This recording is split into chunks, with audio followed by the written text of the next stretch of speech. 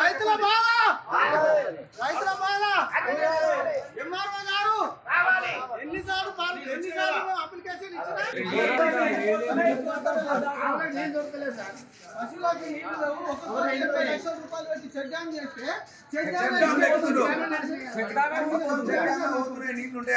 చూపిస్తారు. ఎన్ని బండ్లు ఉన్నాయి? 6-8 బండ్లు ఇప్పుడు ప్రజెంట్ చెక్ డ్యామ్లు ఉన్నాయి.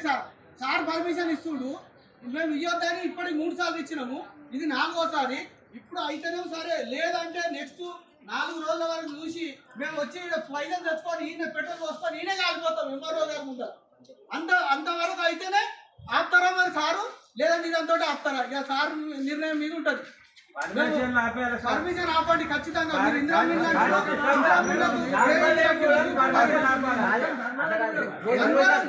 పైసలు తీసుకొని వచ్చి ఈయన చచ్చిపోతాం. 10 మంది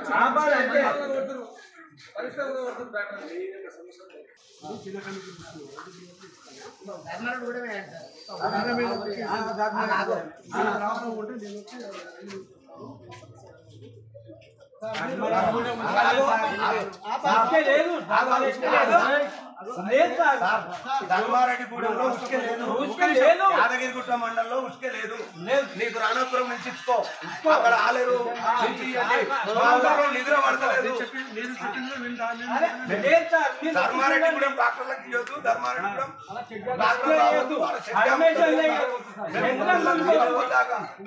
మందలు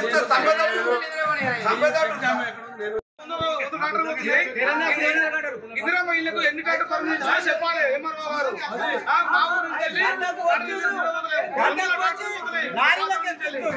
అంటే ఒక ఇందిరా మిల్లుకి ఎన్ని టాక్టర్ పర్మిషన్ ఉంది, ఎన్ని ఇచ్చిర్రు? 100 టాక్టర్లు పోతున్నాయి. 100 టాక్టర్లు ఎంఆర్ఓ దగ్గరనే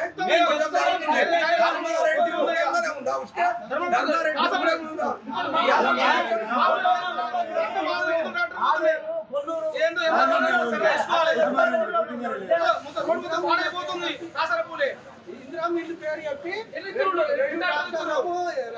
ఇందిరా మిల్లు పోతున్నాయి. 8 ట్రాక్టర్లు డంపింగ్ హైదరాబాద్. ఇది ఎంఆర్ఓ గారు దృష్టికి తెలియదా?